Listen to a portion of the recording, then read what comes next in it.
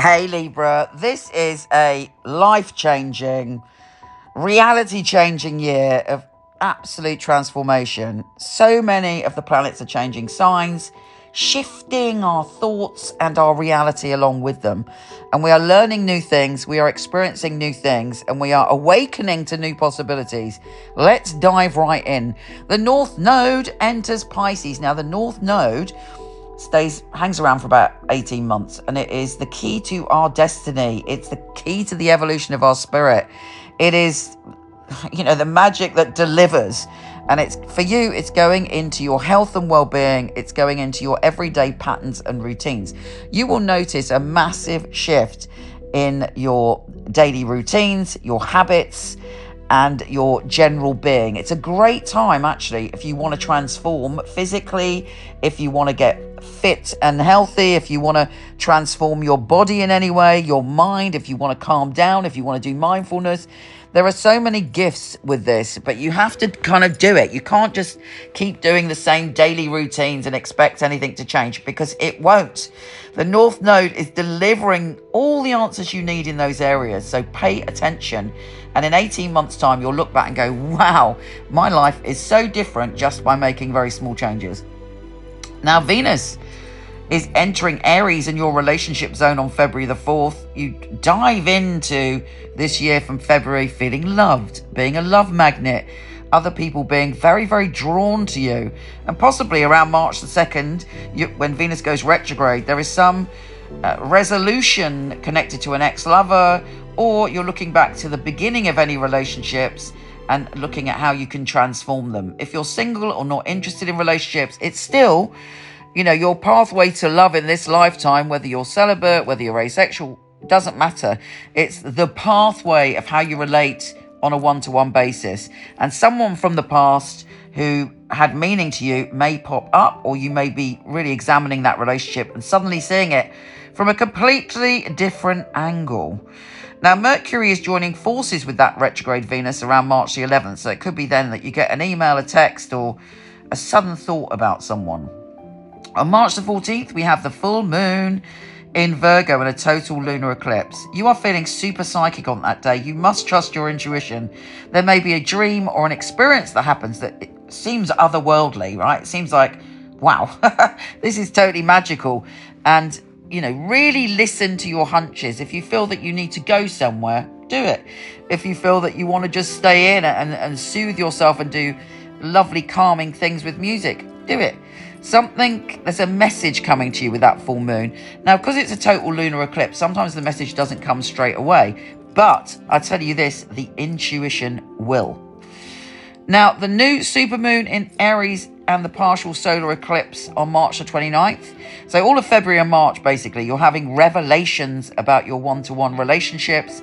But on March the 23rd, the sun joins forces with Venus, and you are very clear and very confident about what you want, and you step into your power in that area. Again, if you're not into relationships, it could be a business partnership or a best friendship, whatever's meaningful to you when it comes to one-to-one. And of course, Neptune is shifting signs and going into Aries and your relationship zone for years to come.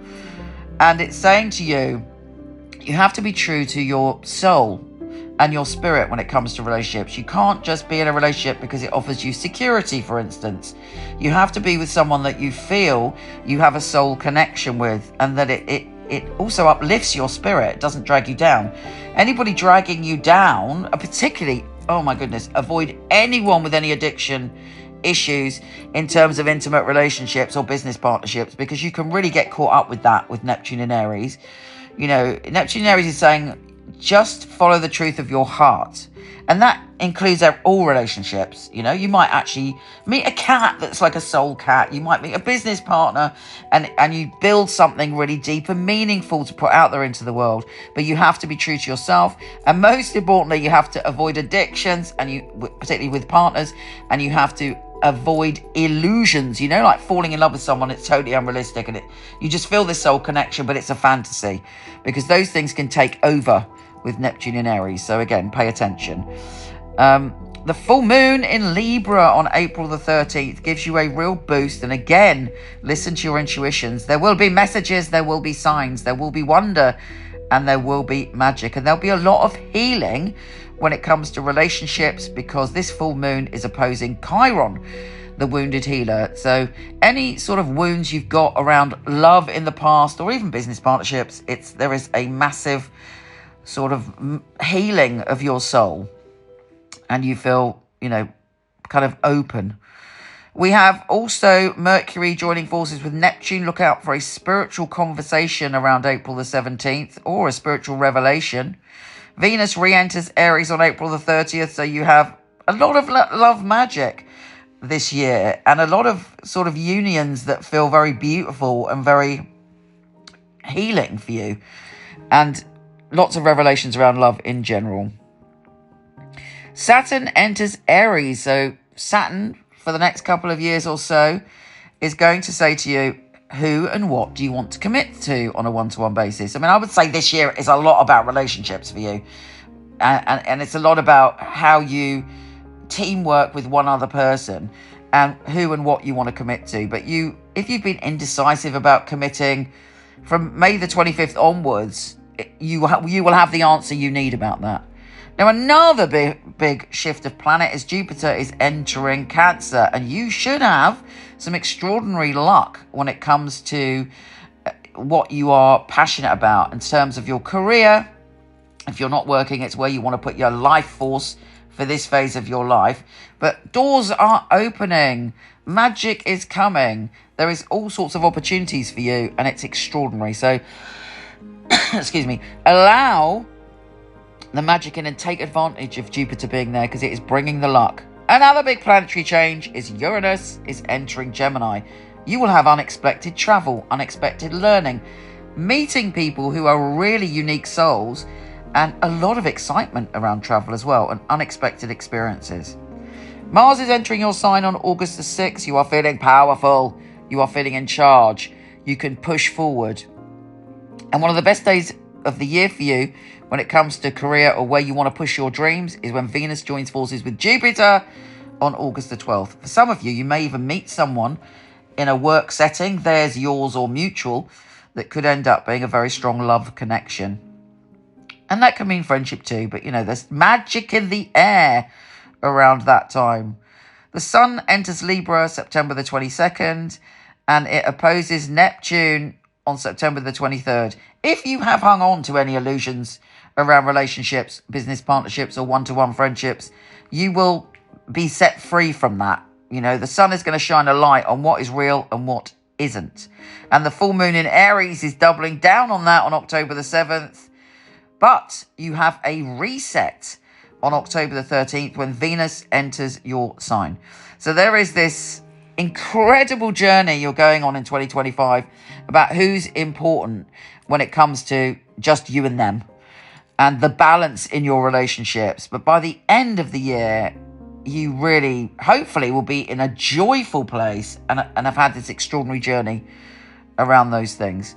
So this whole year is about you redefining yourself, jiggling things around to find out the best way for you to live your life and to get the rewards you want, who you want on a one-to-one basis in your life, and all these spiritual experiences that are going to shine a light on the truth. Exciting times. Take care, gorgeous, and I'll speak to you soon.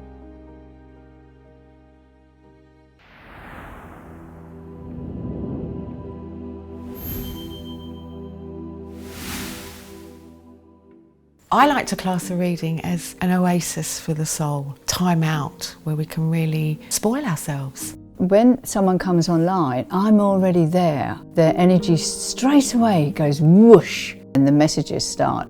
We need happiness in our lives, we need joy, we need love, and these things shouldn't be so elusive. They should come to us as our birthright, and I want people to have that, to give them the ability to go directly to their dreams. This work is incredible, it's joyful, it means so much that I'm able to give that gift to somebody. I'll be looking at the obstacles in your life, but also the opportunities. I'd like to be the person that's going to straighten your crown for you.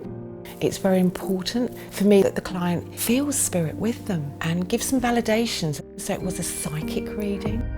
It's been able to help somebody have a map back to where they've got lost from.